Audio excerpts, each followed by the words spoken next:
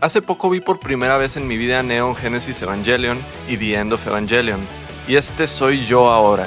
Y entendiendo cómo se crea la realidad, nos ayuda a unificarnos. Ok, pero ya en serio. Durante este primer visionado, normalmente hacía dos cosas. La primera era observar la obra y empezar a construir mi propia interpretación de lo que estaba viendo, y la segunda, buscar información sobre todas esas cosas que normalmente no se entienden a la primera. Así que, como base para entender mi interpretación de Evangelion, vamos a hablar de la Biblia. ¿Qué está diciendo? Pero tranquilos, lo van a entender en poco tiempo. Ahora, parte de esta información la tomé de un canal de YouTube con bastante contenido espiritual. Así que, síganme los buenos. Que tú me tienes temblando de noche y de día. Tú me hiciste brujería. Isaac y Rebeca tuvieron como hijo a Jacob. ¿En serio? Sí, Jacob, después de luchar con Dios o con un ser divino dependiendo de la interpretación, recibió un nuevo nombre, Israel, y tuvo 12 hijos. Estos 12 hijos serían, eventualmente, los padres de las 12 tribus de Israel. Uno de ellos era José. José fue vendido injustamente como esclavo por sus propios hermanos y terminó en Egipto, pero, contra todo pronóstico, terminó convirtiéndose en uno de los hombres más poderosos de todo Egipto, solamente por debajo del faraón. La razón, José había interpretado correctamente un sueño profético del faraón, y gracias a ello, ayudó a administrar el país durante un largo periodo de hambruna. José llegó a tener una posición privilegiada en Egipto, y gracias a él, su familia pudo mudarse allí. Así que Jacob, sus hijos y sus descendientes terminaron estableciéndose en Egipto, y durante un tiempo todo estuvo bien, hasta que pasaron los años, y muchos años, y muchos años. ¡Me aburro! Ya va. Según la cronología tradicional, después de varias generaciones, los descendientes de José y sus hermanos, es decir, los hebreos, ya no eran vistos como una familia extranjera que había llegado a Egipto. Ahora eran una población numerosa y fueron convertidos en esclavos. Y es aquí donde aparece una de las historias más importantes de la Biblia. La historia de un hombre que, según la tradición, fue elegido para liberar el pueblo de Israel. Ese hombre era Moisés. Y te preguntarás, mi pequeño Frodo, ¿y eso qué tiene que ver con Evangelion? Pero espérate un poquito ahí porque ya casi llegamos para allá. Primero tenemos que recordar algo sobre Moisés. Cuando Moisés nació, el faraón había ordenado que los niños varones hebreos fueran asesinados, porque temía que los hebreos siguieran multiplicándose y eventualmente pudieran representar una amenaza para Egipto. Así que su madre, Jocabed, intentó salvarlo. Lo colocó en una canasta de papiro impermeabilizada y lo dejó entre los juncos del Nilo. Y entonces ocurrió algo bastante inesperado. Moisés fue encontrado por la hija del faraón. Ella terminó adoptándolo como hijo. Así que Moisés creció literalmente dentro de la familia real egipcia, pero pertenecía por nacimiento al pueblo hebreo. Y aquí es donde nuestra historia se empieza a poner bastante esotérica,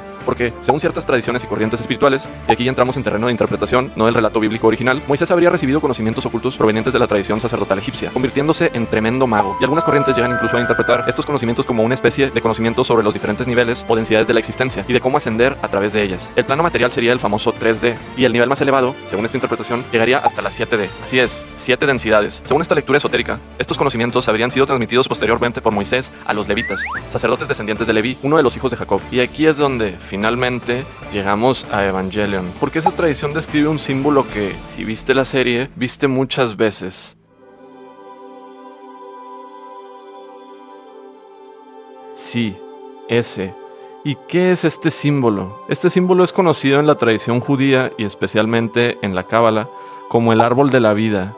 Y aquí empieza a ponerse todavía más interesante, porque el árbol de la vida representa una estructura mediante la cual el Cábala explica distintos aspectos de la realidad divina y espiritual, explicando así cómo la conciencia puede ascender de la 3D a la 7D, según ciertas interpretaciones, ¿verdad? El tabernáculo es el santuario que, según la Biblia, acompañaba a los israelitas durante su recorrido por el desierto. Dentro de ciertas interpretaciones esotéricas, ambos pueden relacionarse simbólicamente con una misma idea, un espacio estructurado que conecta lo humano con lo divino, una guía para llegar a los planos superiores, el tabernáculo siendo armado físicamente y el árbol de la vida siendo un símbolo que explica un camino similar. Y esto es importante, porque si empezaste a prestar atención a los símbolos de Evangelion, probablemente ya estés pensando, espera, entonces ¿por qué demonios aparece esto en la serie?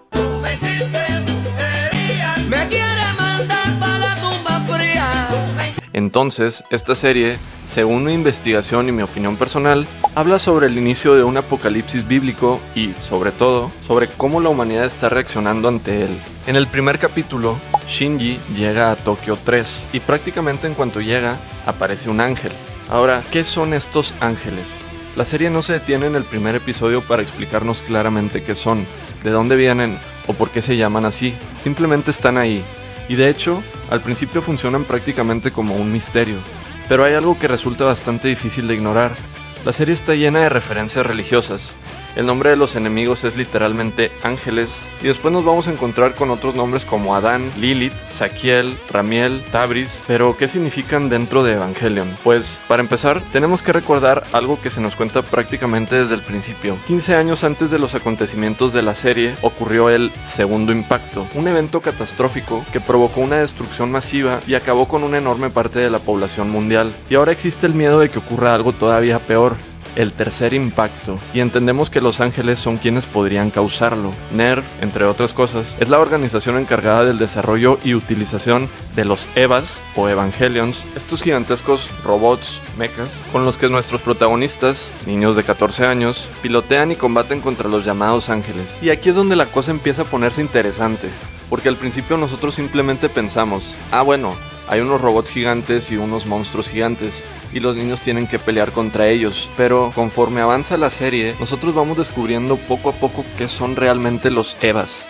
Y resulta que no son exactamente robots. Pero detrás de NERV está SEAL, una organización todavía más profunda y misteriosa, cuyos verdaderos objetivos iremos descubriendo poco a poco. ¿Acaso tendrá algo que ver con el apocalipsis? Además, hay una persona que conecta directamente a ambas organizaciones. Este es Gendo Ikari, el comandante de NERV y, casualmente, el padre de nuestro protagonista, Shinji Ikari. ¿Do? ¿Kansou wa? Creo que ya pueden entender por qué todo el mundo se vuelve loco por esta serie. Ángeles, Evangelion, conspiraciones, apocalipsis. Y no solo eso, varios de nuestros protagonistas también exploran otros temas mucho más humanos. Shinji Ikari es probablemente uno de los ejemplos más obvios. Al principio, incluso puede llegar a ser un personaje bastante desesperante. Se queja por todo, es extremadamente inseguro, tiene miedo constantemente y muchas veces parece que simplemente quiere escapar de todo. Pero la realidad es que, conforme avanzan los episodios, empezamos a entender que Shinji es, en muchos sentidos, una representación bastante brutal de sentimientos como la soledad, el rechazo, la necesidad de aprobación y el miedo a relacionarse con los demás. Una vez que ves toda la serie, entiendes perfectamente por qué es así. No necesariamente porque estés de acuerdo con él, sino porque, después de conocer todo lo que ha vivido, tiene sentido. Y luego tenemos a otro personaje que representa un aspecto psicológico completamente diferente, Misato Katsuragi.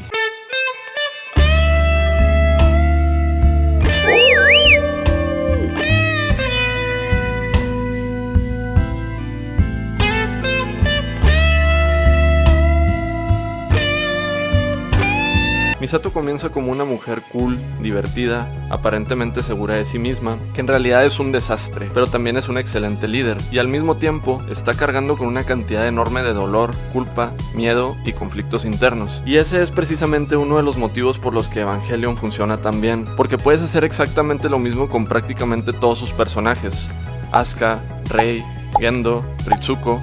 Incluso personajes que inicialmente parecen cumplir una función muy específica dentro de la historia, terminan teniendo conflictos internos muchísimo más profundos. Así que sí, podemos hablar de religión, podemos hablar de ocultismo, pero también podemos hablar de personas. ¿Y qué hace SEAL? Ok, esta serie tiene más capas que una cebolla. SEAL está detrás de un proyecto llamado Proyecto de Complementación Humana. ¿Y eso qué es? Escuchen bien. Básicamente, la idea es eliminar las barreras que separan a los seres humanos, para que todas las conciencias terminen formando una especie de existencia colectiva, una sola conciencia, un solo ser, sin las fronteras físicas que actualmente nos separan. ¿Y por qué querrían hacer algo así? Porque dentro del universo de Evangelion, SEAL posee unos textos conocidos como los manuscritos del Mar Muerto, que contienen profecías e información sobre las semillas de la vida,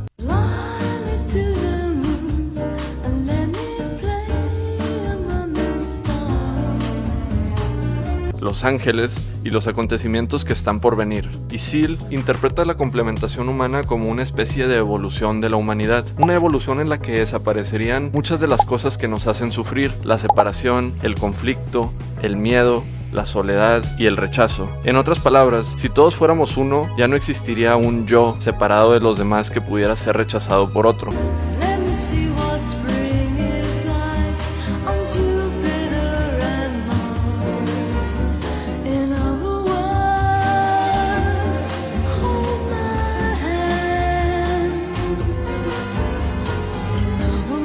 Y aquí es donde la cosa se pone todavía más interesante, porque Sil no solamente quiere que esto ocurra, quiere provocarlo, y para conseguirlo necesita utilizar prácticamente todo lo que ha estado construyendo durante años: los Evangelion, la lanza de Longinus,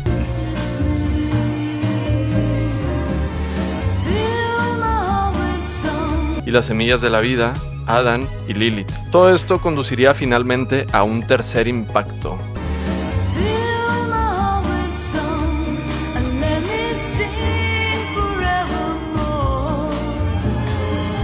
Pero aquí hay una diferencia fundamental. Sil no quiere simplemente esperar a que un ángel llegue hasta Lilith y provocar un impacto fuera de su control. Sil quiere construir las condiciones para provocar su propio impacto y utilizarlo como el mecanismo para ejecutar la complementación humana. Es decir, no quieren simplemente evitar el apocalipsis, quieren controlarlo y utilizarlo para transformar a la humanidad. Pero aquí es donde aparece otro problema, porque hay alguien dentro de NERV que también está interesado en la complementación, alguien que lleva años preparando todo esto, alguien que tiene acceso a los Eva, a Lilith, a Adán, y que además es el padre de Shinji, Gendo y Kari.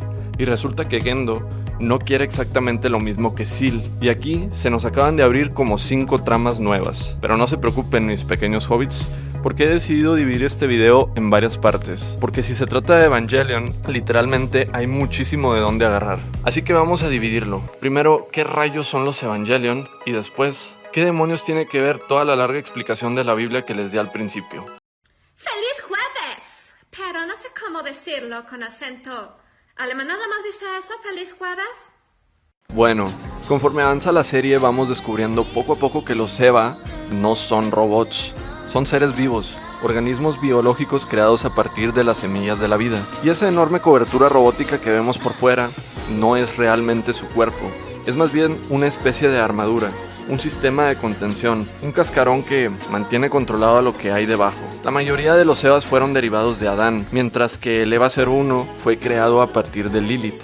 ¿Y qué significa todo esto? Varias cosas, pero la primera es bastante importante. Los Evangelion tienen alma, y aquí entra una explicación que encontré durante mi investigación. Para entender cómo funciona un Eva, podemos pensar en 3 elementos: el piloto, la persona que se encuentra dentro del entry plug, el alma que habita en el Evangelion, y aquí es donde las cosas empiezan a ponerse interesantes, porque algunos de los Evas contienen las almas de personas muy importantes para sus respectivos pilotos. Por ejemplo, el Eva 01 contiene el alma de Yui Ikari, la difunta esposa de Gendo y la madre de Shinji. El Eva 02 contiene a Kyoko Zeppelin Soryu, la madre de Asuka, y entonces tenemos el vínculo entre ambos, la sincronización. El piloto y el alma que habita dentro del Eva tienen que establecer una conexión que permita al piloto controlar el cuerpo del Evangelion. Y esto explica algo que al principio parece simplemente una mecánica de combate. ¿Por qué los niños tienen que sincronizarse con los Evas? Porque no están conduciendo un robot, están intentando establecer una conexión con un ser vivo que contiene un alma. Y cuando empiezas a entender eso, muchas escenas de Evangelion empiezan a verse de una manera completamente diferente.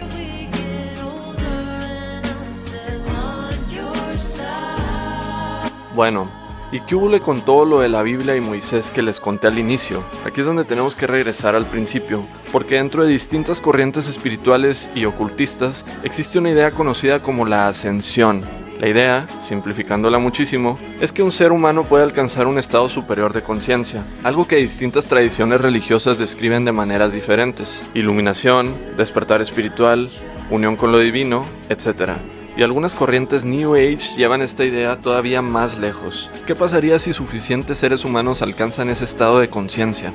Según esta interpretación, la propia Tierra podría experimentar una especie de despertar o ascensión colectiva. Y aquí es donde volvemos al árbol de la vida, a las famosas 7 densidades. Según esta interpretación esotérica, el ser humano comienza en el plano material, el famoso 3D, y mediante un proceso de transformación o elevación de conciencia puede ascender hacia estados superiores. Pero, ¿qué pasa si intentas hacer esa transición sin estar preparado? Como podemos ver, se trata de un proceso, y según algunas de estas interpretaciones, si el cuerpo físico todavía no está preparado para soportar ese cambio, si no está preparado para recibir directamente ese estado superior de existencia, puede colapsar. En algunas interpretaciones esotéricas, esta transformación se representa como un proceso que el cuerpo físico no puede soportar directamente, y dependiendo de la corriente, puede describirse mediante imágenes de disolución, transformación o muerte del cuerpo.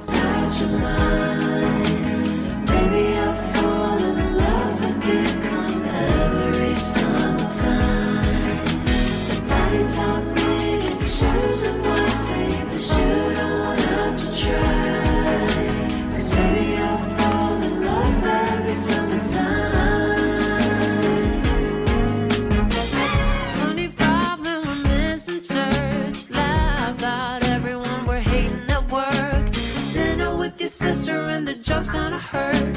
Cry the way home and you're putting me first.